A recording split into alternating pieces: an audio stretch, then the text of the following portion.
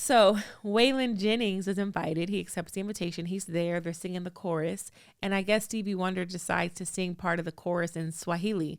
And if you know anything about the country singer Waylon Jennings, he was a very super hardcore in his beliefs, a bit of an activist mindset. And I guess he wasn't with it with the Swahili, or he wasn't in alignment with what Stevie Wonder was doing with the lyrics. And he walked out. Imagine walking out of the recording session for one of the biggest songs of our time. Hey family, and welcome back to another episode of Nice Watch Pod. I am your co-host, Ernestine Morrison, and I'm solo dolo today. My voice in the corner, Dave Shands, is not here. My partner in crime, Karan Joseph Riley, is not here today. It's just me. You just get to have me today. Kind of love that though, because I kind of just get to vibe with y'all today. So happy Friday. I hope you all had an amazing week. I hope you all watched the shows from last week that we spoke about. There were some nice watches. So this week's nice watch, I might get a little emotional on this episode because what I watched this week was so mind-blowing, emotional, nostalgic, historic, and I'm like, everybody in the world needs to watch this project. The Greatest Night in Pop. I will say it again. Everybody in the world needs to watch The Greatest Night in Pop. It is excellence personified, execution personified, history personified. 46 of the world's most famous, talented singers in the industry at that time all came together for one project. And that project was We Are the World. I know I'm going to cry. I know I'm going to cry in this episode. Because first of all, let me rewind. I am one of the biggest Michael Jackson fans in the world. My relationship with Michael Jackson, and yes, it's a relationship.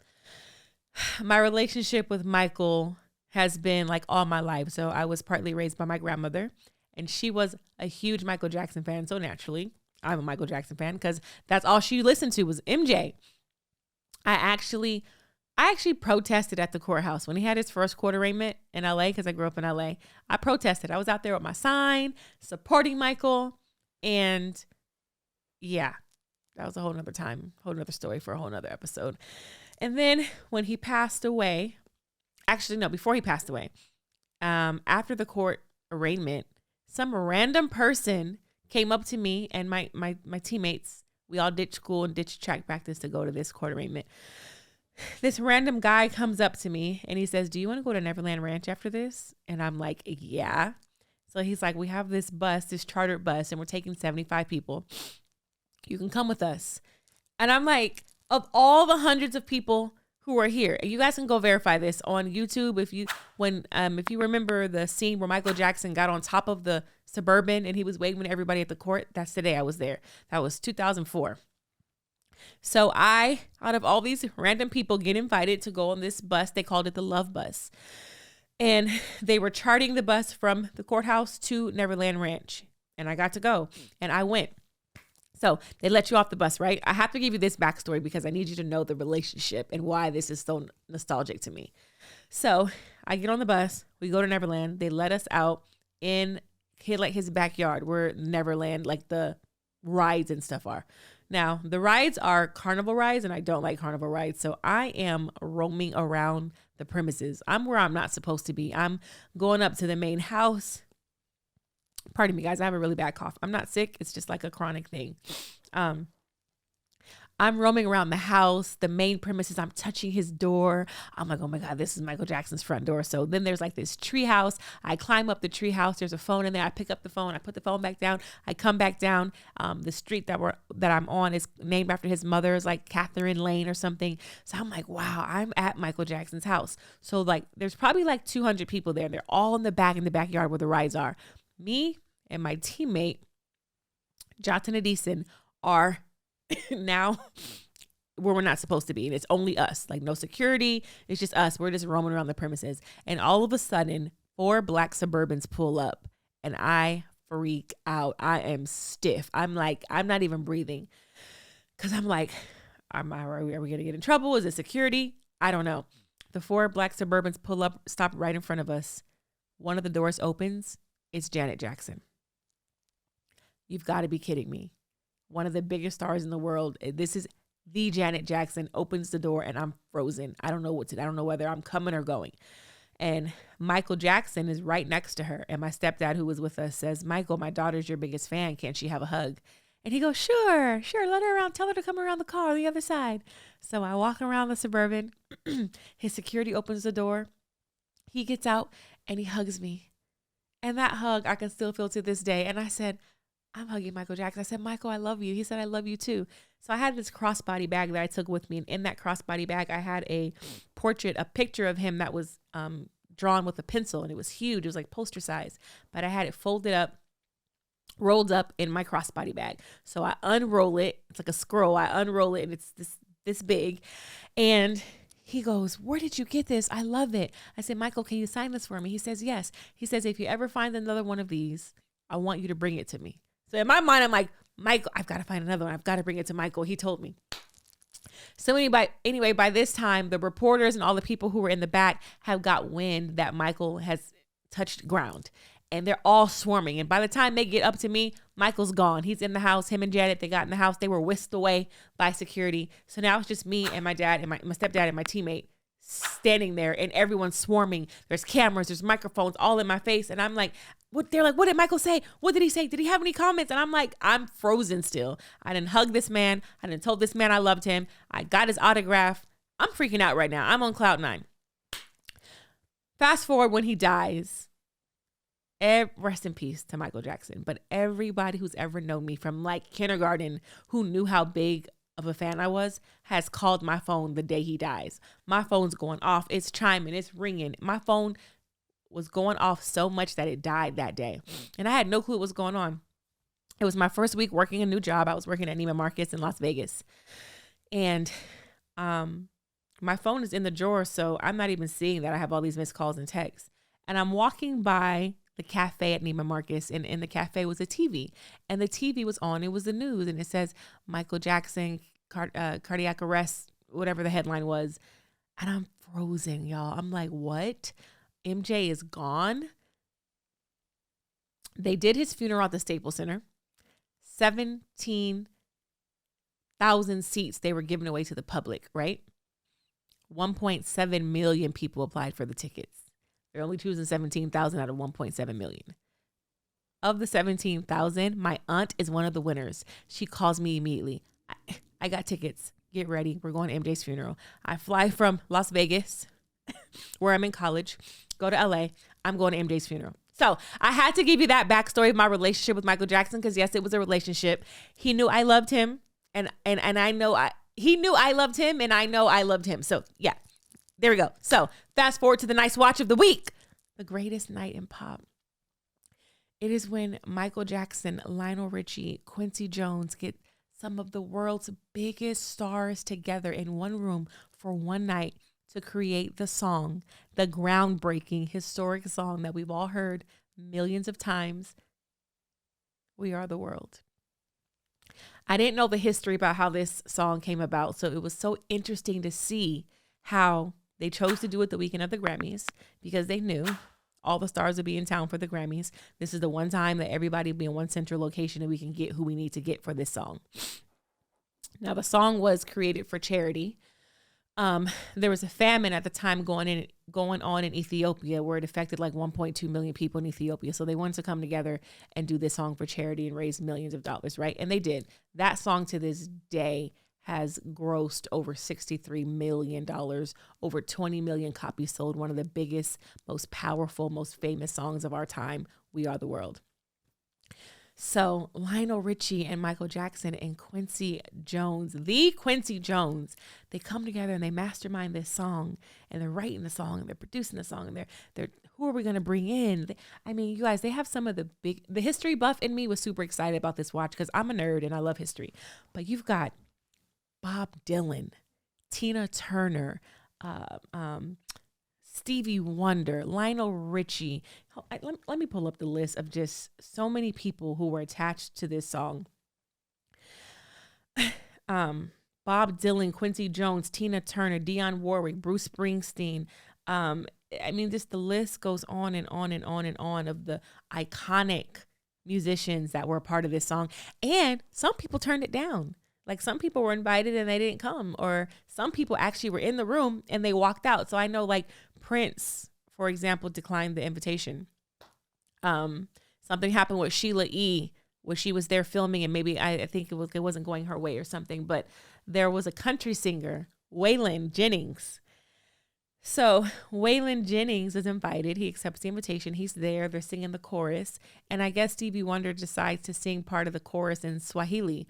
And if you know anything about the country singer Waylon Jennings, he was a very like super like hardcore in his beliefs, a bit of an activist mindset, and I guess he wasn't with it with the Swahili, or he wasn't like in alignment with what Stevie Wonder was doing with the lyrics, and he walked out. Imagine walking out of the recording session for one of the biggest songs of our time.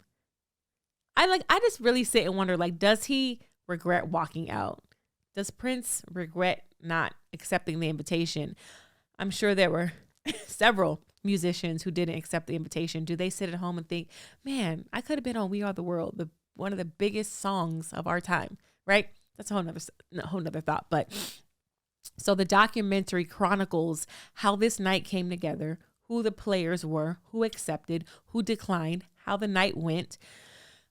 God, there was this scene where Bob Dylan, like Bob Dylan, who has freaking recorded 15 songs in one day, historic Bob Dylan, right?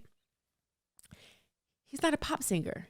This is a totally different genre for him. There was a part of the documentary where it shows him almost struggling to hit the note, struggling to find the note of We Are the World. And then Stevie Wonder comes in, and Stevie's helping him, and he's on the piano, and he's helping him through it. And then Quincy Jones, I learned so much about Quincy Jones. Quincy Jones is such a phenomenal communicator. He knows how to almost talk to anyone, right? And bring them down from their frustration or their anxiety or their nerves. He did such a phenomenal job orchestrating and directing Bob Dylan to find the note, and he did it in such a pleasant way. And then Stevie was working with him. And it's like, these are iconic people, you guys. This is Stevie the Wonder and Bob the Dylan. And they're helping each other in this whirlwind of a song that happened in one night with the world's biggest stars. I'm like, yeah, the history buff in me. If you love music and you love history, this is the watch for you. It is such a phenomenal watch. It's like the educational aspect of it all, but then the historic aspect of it all. Like, who but Michael Jackson? Who but Michael the Jackson and Quincy the Jones can get 46 of the world's largest stars together in one room, one night, singing a song together? Like, you've got country singers, folk singers, R&B singers, like all the country rock, all these different genres of music together to sing one song. I loved it. I loved it, guys. It was so good. Let me know in the comments if you are fans of any of these musicians that I named. Let me know if you love We Are the World. If you're a Michael Jackson fan like me, let us know in the comments. It's just definitely a phenomenal watch. I wrote down here Quincy Jones, right? Quincy Jones is single-handedly responsible for some of the careers of the biggest stars in the world, right? And one thing I took from Quincy was his leadership skills. He is such a leader, like leader personified. The way he was able to communicate with the different artists and have everybody check their ego at the door and just be on one accord, and you still operating your gift and you operating your gift. And even when there's a little conflict here, I'm going to lead us to the destination. The destination is to get this one song finished. I learned so much from just watching the way he maneuvered this situation and creating this song and putting all these mega stars in one room. I'm like, I don't know if there's many Quincy Jones books. I'm sure there are, but if not, Quincy needs to write a book on leadership and being the captain of a ship, because he really was the captain of that ship and did it in such a phenomenal way where he was able to talk to these artists who operate in different genres of music and different mindsets and perspectives and just get everybody on one accord. And Michael Jackson, he's such a perfectionist. he's such a true artist that it reminded me, I'm like, do we have any artists who are like that in this day and age? Let me know in the comments who you think is an artist that's on a Michael Jackson level, that pays attention to the details, that pays attention to the finite details of the craft. Like Michael Jackson, and you can really, really see it in this documentary, he was a true craftsman. And I believe that that's missing from the industry. Not only the music industry, but the arts and entertainment industry, social media influencer industry. I think that people are not a student of the craft the way Michael Jackson was a student of the craft. And you can see how he caught a beat, how he came up with it, how he heard melodies in his head, how he would sing the melody and then tell the other artists, okay, come in here. Okay, this is where you come in. Okay, you get lower here. And he just heard it in his head, and he's creating this sound from his head. And it's just like, yo, this is a master creating a masterpiece in real time, and you get to be in on it. It's like you are sitting on the couch, on the love seat in the studio with them, and you get to be in on this process of making one of the most historic, top-selling songs of our time, We Are the World. It's just, I cried watching it. There were certain times where I cried, certain times where I got goosebumps, and the hairs on my back raised, because it was so monumental. And it meant so much to Michael, and it meant so much to Lionel, and it meant so much to Quincy that they were willing to just put it all on the line. And then you've got these icons like Stevie Wonder just feeling the music. He's feeling it. He's creating on the spot. He's finding the tune. And it's like, you got Bruce Springsteen and Stevie Wonder and Sheila E. and Tina Turner, all these different genres of artists on one song, and you get to see their process and how they find it. And Michael was making sure everybody hit their notes. It was a couple artists that the note came in a little flat. And Michael would be like, okay, do it again. No, too high here. He was just such a craftsman that he orchestrated this whole thing, and we got a masterpiece. And I think it should be a testament to us all to be a student of our crafts, to really pay attention to the details. Greatness happens in the details. And I think we overlook that so much because it's a popcorn society now. Popcorn, it's microwave. It's quick. 15 minutes of fame here. Oh, this went viral here. Oh, this pops here. But like I always say, the cream will rise to the top. That's never going to change. The cream will always rise to the top. If you are a student of your game, if you are a student of your craft, you will have longevity and success in a thing. But if you don't study your craft, if you don't become a student of creation and a student of your field, it's like you can be hot for 1 minute. You can have a hit song on the charts 1 week or maybe a couple months, and you can have a nice run. But to be in this industry, the music industry, the arts and entertainment, your industry, to be at the top of your industry year on year after year, that takes a level of craftsmanship. And craftsmanship comes from being a student. And a student comes from that burning desire, that eagerness to be the best and know your industry inside out, outside in. And I think that's what we're missing from the world right now, from multiple industries. And with this watch, the greatest night in pop showed me was just greatness personified. How do we get back to being great? Paying attention to the details.